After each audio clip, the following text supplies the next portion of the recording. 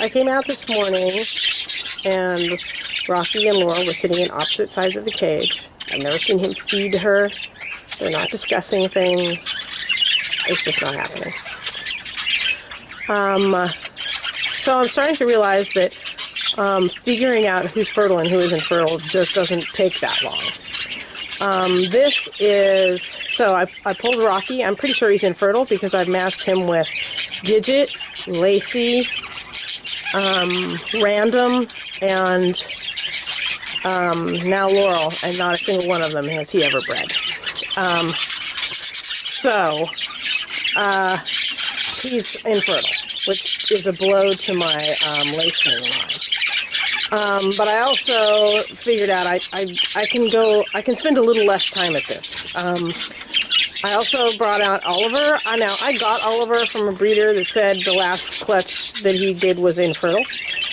So it was an experiment to see if I could get him in Butterfield, kind of give him a break, feed him up, and get them back into condition again, and it looks like it didn't happen. So I have a whole lot of infertile males.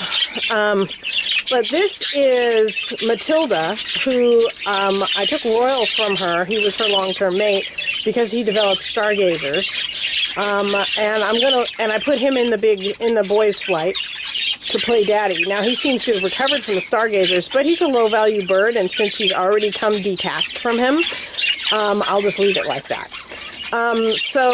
The male in here is a dilute, or a yellow. I should just call him a yellow dilute. How's that? He is Phantom and Hyacinth baby from last year. He's tiny, but genetically speaking, he's not that small. Phantom was a good-sized bird, but this little guy was born in the middle of a epidemic and spent a lot of time overcoming illness and, all that kind of stuff. Probably didn't get enough calcium until he was about 6 months old. So he is small, but he's not genetically, he has the genes to be bigger. And Matilda managed to give me hefty babies, even being bred to Royal, who was tiny. So hopefully she's going to help put some size and definitely some new genes into my dilute line. The thing about these mutations is that they get inbred and inbred and inbred, because if you breed a dilute to a bird that is not a dilute, as I am doing here, none of the babies are going to come out dilutes. They're all going to come out split to dilute. So people get a hold of some dilutes and they breed the mothers to the sons and the uncles to the nieces and the cousins and the brothers and sisters to each other, because they know if they breed them to any other colored bird, they'll lose the mutation. You only lose it for one generation. It's still in there. But, I don't know. Breeders they're always hoping, if I breed this mother and son together, maybe one of the chicks will be the champion, But really what they're doing is they're just making them smaller and smaller and smaller, because that's what happens when you inbreed birds, or any other creature for that matter. So I'm outbreeding. I have 4 babies now by Hyacinth. 2 of them were fathered by Phantom, and 2 were fathered by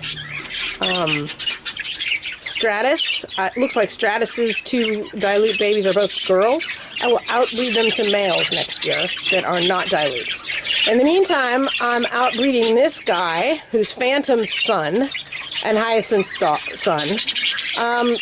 And I'm going to take his babies with Matilda here and outbreed them to Scruffy, who's completely unrelated to Phantom or Hyacinth, and Laurel. Now, Laurel was stuck with Rocky. She was stuck with Oliver. Neither one of them are fertile. Nothing happened. For a completely different reason, Scruffy here has been in here for 4 days with Barrymore, but Barrymore wanted nothing to do with him because she bonded with Haverty out in the big flight. So I took her and put her in here with him, and the 2 of them are just so excited and happy because they're both fertile and both willing. So hopefully something's going to start happening here. She loves his box. He loves her. It's all very good. She's claiming territory already, and she's only been in here for about a half an hour. So hopefully this is going to happen. And then what I'll do, none of these guys, all of these guys' babies will be normal green birds. She's a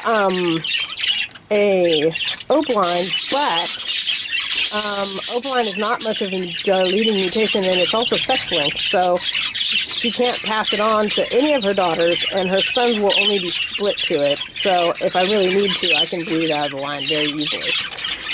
So I'll take these two chicks that will all be green normals and breed them to those two chicks.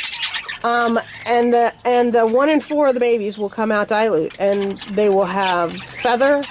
The females will hopefully be bringing some size into this equation, and they won't be inbred. So I'm hoping to get some size on my dilutes and some genetic variation into the line.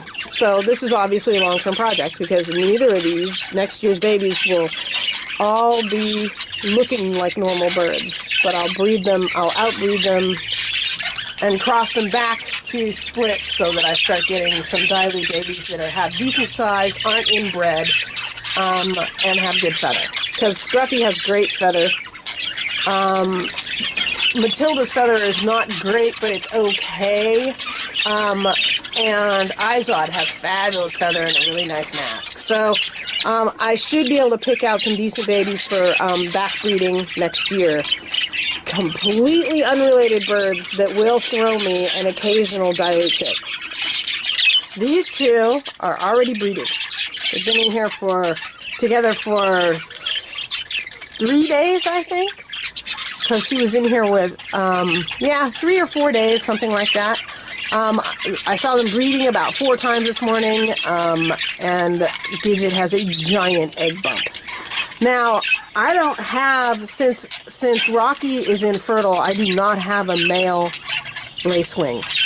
So what's going to happen, and lacewing is a sex-linked trait that gets carried by the males. So what's going to happen here is none of the babies are going to be lacewings.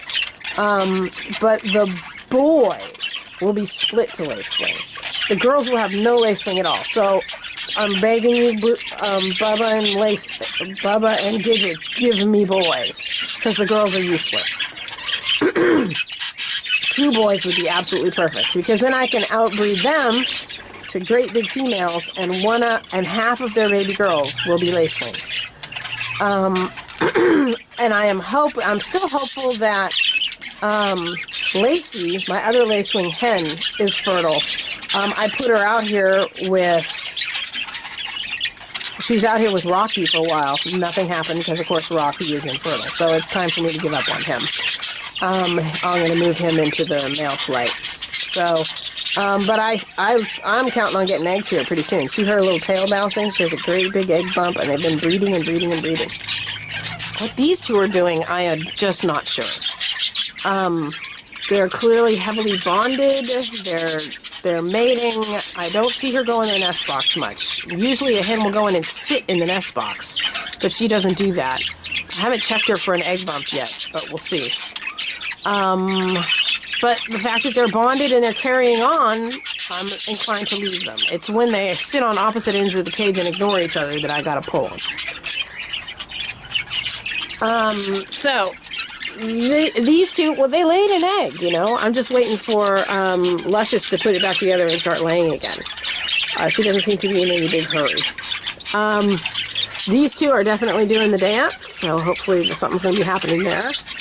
Buster, instead of being tiny out in the male's cage, once I pulled Haverty out of the male's cage, he rose in the ranks, so he has some confidence going, and you know, he's a year-old male and he's in good shape, so hopefully something will happen there soon. These two are carrying on, so that should happen soon.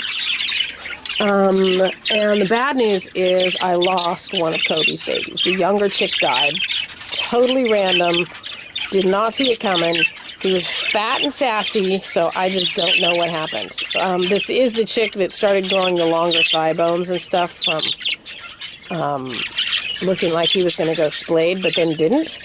So I don't know. I don't know what happened to him. He was fat, he was sassy, he wasn't dehydrated, he wasn't hungry. And yesterday I held him, he seemed just fine, but he died. So we have one more chick left in here, and he looks good, so hopefully he's going to be okay. Actually, the one thing is that Kobe looked bad for a couple of days there. So, I don't know, maybe he got sick and passed it on to the chick. But it wasn't, you know, the epidemic. This was not... There is no Giardia here. There's no coccidiosis here. The chicks never would have made it to as far as they did. So... it must have been something that passed quickly. So I put electrolytes in their water, and I don't know. All we can do is just wait and see. I sure hope I don't lose the other one as well. But the one I got is a handsome, strapping little guy, so fingers crossed. All right, so that's it for today. New pairs, Matilda and Izod, and Scruffy and Laura.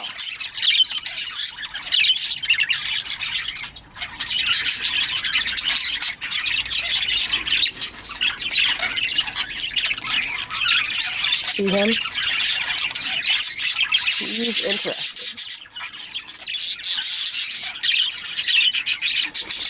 He's claiming. They've been here for a half an hour. Hopefully things are happening. Okay?